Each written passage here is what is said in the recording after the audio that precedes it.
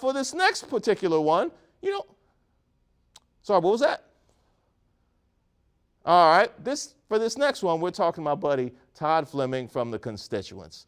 He's actually talking to me right now. We connect via ESP. You know what, let's just roll the clip. Can we talk about the recent failure of the voting rights bill? You know what? The voting rights issue is going to be one of the most important issues of our generation, right along with climate change and how Pete Davidson managed to pull Kim Kardashian.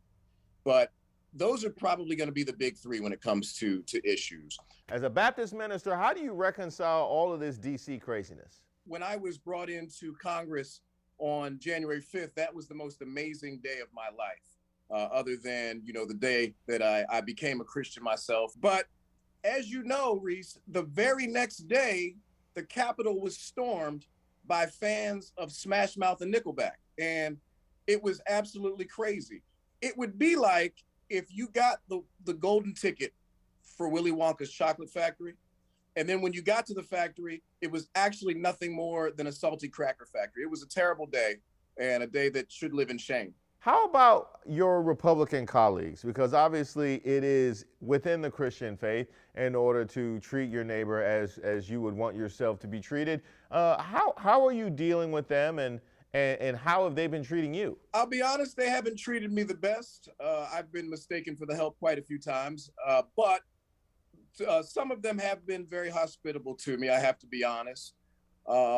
When they're not kind to me, I just pray for them. That's all I can do is pray for them. I pray for as many of them as I can. The only one that I don't pray for is Marjorie Taylor Greene.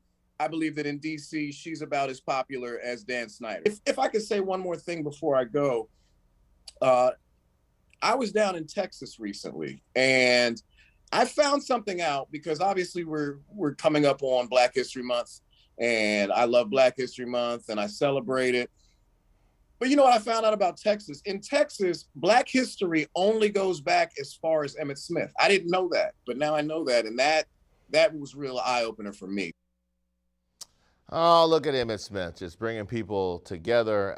He brought people together in disgust here, but how about that, instituting Black history in Texas? If you want to hear more from Todd and the rest of the constituents, follow them on Instagram @ConstituentsDC to hear about any of their upcoming shows.